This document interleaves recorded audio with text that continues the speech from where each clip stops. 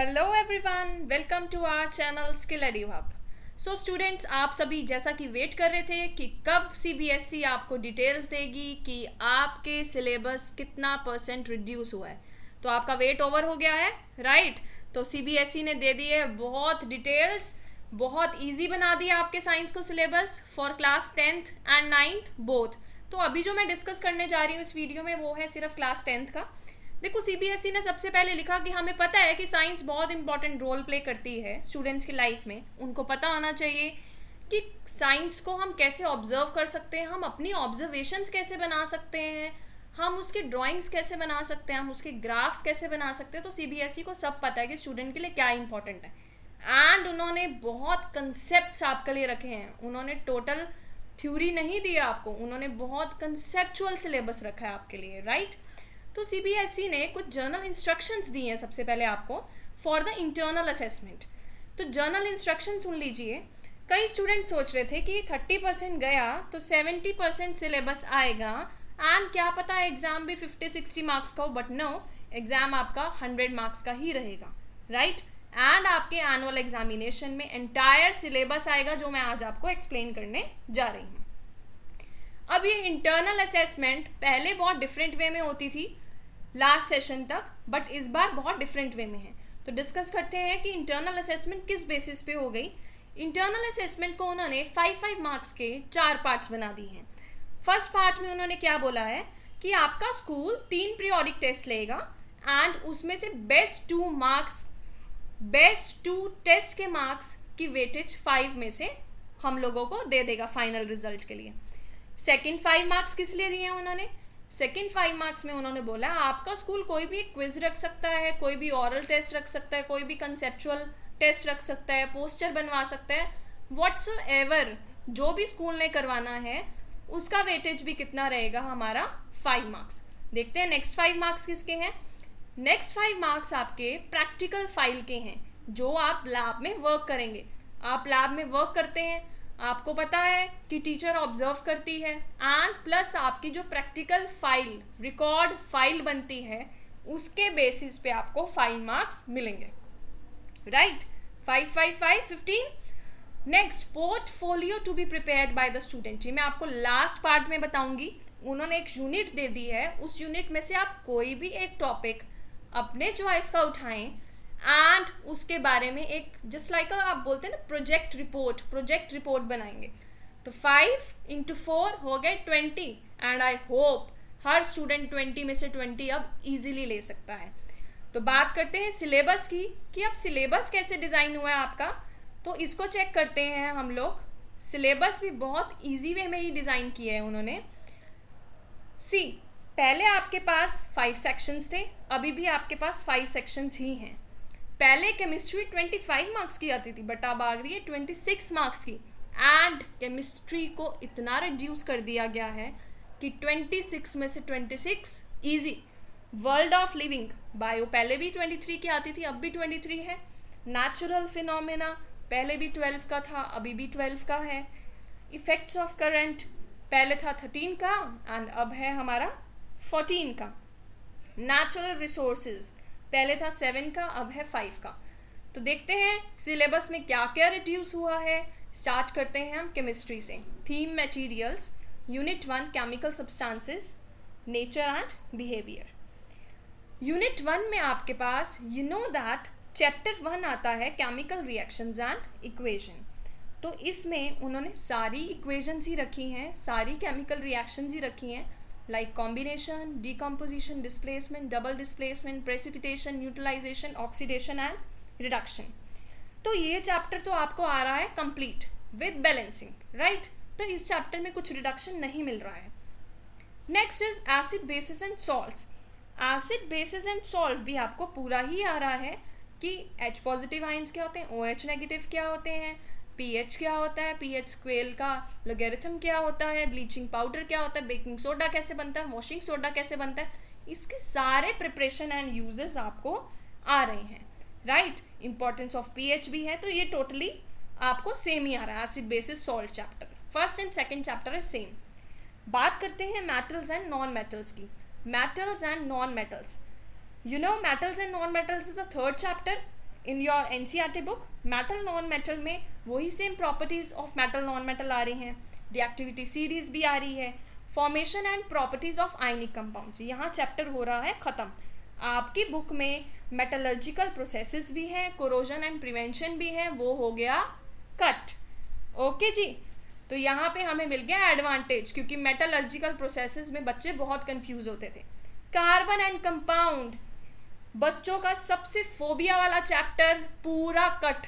क्या आ रहा है, सिर्फ छोटी सी चीज, first part of carbon and compound, covalent bonding, versatile nature of carbon, versatile nature is the second topic of covalent bonding and the third topic homologous series, बात खत्म। उसके बाद जितने भी टॉपिक्स हैं, nomenclature, halogens, saturated, unsaturated, ethanol, ethanoic, बच्चे soap, detergent सब में कंफ्यूज होते, सब कट। तो ये मिल गया आपको एडवांटेज, मुश्किल चैप्टर हो गया cut. So the last chapter of chemistry that is chapter number 5। देखिए चैप्टर कोई भी कट नहीं हुआ केमिस्ट्री का, 9th में हुआ है, 10th में नहीं हुआ। Periodic classification of elements. Now what is the need of classification, ये आ रहा है आपको एज सेम। उसके बाद अर्ली अटेम्प्ट्स भी सेम है।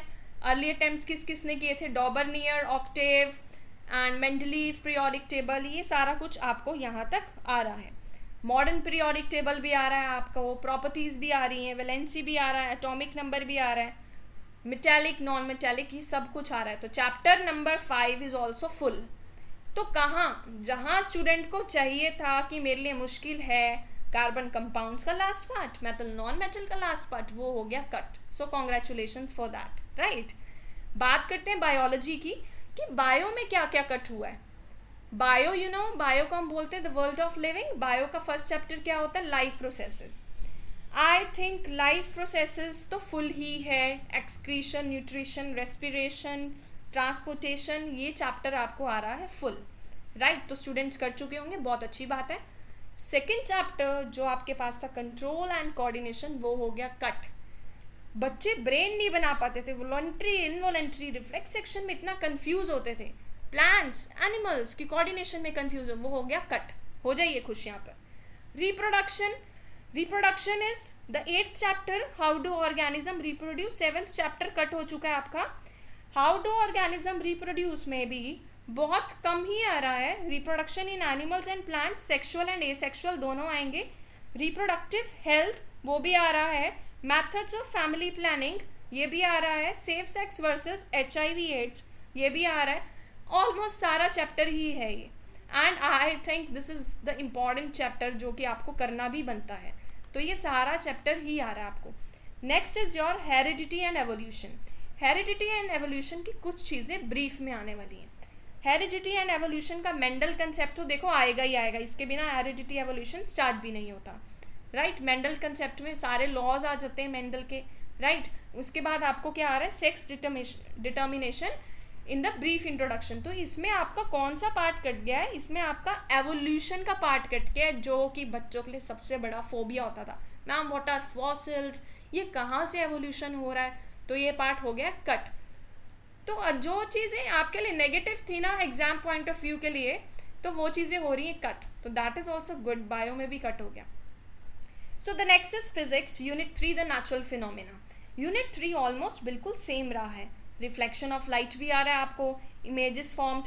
देखो this is one of the basic chapter जो आपकी बेसिक नॉलेज बताएगा। तो उन्होंने नॉलेज वाली सारी चीज़ें रखी हैं एंड रेक्टिफिकेशन वाली सारी चीज़ें उन्होंने कर दी हैं delete. Mirror formula, principal axis, principal focus, ये सब कुछ आ रहा है। देखा, अगर आप इमेजेस बनाने जाएंगे तो आपको पता होना चाहिए सेंटर ऑफ कर्वेचर क्या होता है नॉल। नेक्स्ट रिफ्रैक्शन भी आपको टोटली आ रहा है, up to power of lens, up to power of lens. Next इन्होंने क्या लिख दिया स्पेशल, कि लेंस फॉर्मूला में डेरिवेशन इज नॉट रिक्वायर्ड। कई स्कूल वाले डेरिवेशन करा देते हैं फ्रॉम द पास्ट 3-4 ईयर्स, वो करा रहे हैं, बट लास्ट ईयर भी सिलेबस में मेंशन था डेरिवेशन नहीं चाहिए, इस ईयर भी मेंशन है डेरिवेशन नहीं चाहिए। Next is your refraction of light by the spherical lenses, scattering of light, applications in daily life. अब यहाँ क्या एडवांटेज मिल रहा है, यहाँ एडवांटेज मिल रहा है आई चैप्टर नहीं आ रहा। Human eye, the colourful world, chapter number 11 is cut. तो अभी तक कौन कौन से कट हो गए, chapter number 7 control and coordination, reproduction का last part cut, heredity evolution का लास्ट पार्ट कट, उसके बाद human eye cut, chapter 11 cut. So good ना, आई थिंक बच्चे खुश हो रहे होंगे, राइट? बट नॉलेज जरूर चाहिए, एक बार रीड जरूर करना chapter, right? Next is your effects of current. ये भी हमारा फिजिक्स में ही आता है. That is theme how things work, right? इसमें आपके पास क्या आ जाता है, चैप्टर इलेक्ट्रिसिटी आ जाता है, that is your chapter number 12. And chapter magnetic effects आ जाता है, that is your chapter number 13. I think this chapter is full. Electricity is full because this is one of the first chapter and the basic chapter of physics, chapter 12 electricity, जो कि students सबसे पहले करते हैं. And magnetic effect of current, इसमें हमारा कहाँ तक आ रहा है, इसको हमें देखना है. इसमें हमारा जस्ट राइट हैंड रूल तक आ रहा है, फ्लेमिंग्स राइट हैंड रूल. देखो आपको पता है कि सभी फोबिया क्रिएट करते थे, सभी को डर था जनरेटर से, डीसी से. एसी करंट क्या होता है मैम, डीसी करंट क्या होता है, डोमेस्टिक इलेक्ट्रिक सर्किट्स क्या होते हैं, वो सब कुछ हो गया कट. मींस लास्ट पार्ट हो गया आपका कट, राइट? तो बहुत रिड्यूस हुआ है सिलेबस एंड आपको बहुत, आपके लिए बहुत अच्छा भी है. Next is your theme 5 natural resources. Theme 5 natural resources में सिर्फ आपको आवर एनवायरनमेंट चैप्टर आ रहा है, ठीक है जी? Our environment chapter, that is your chapter number 15.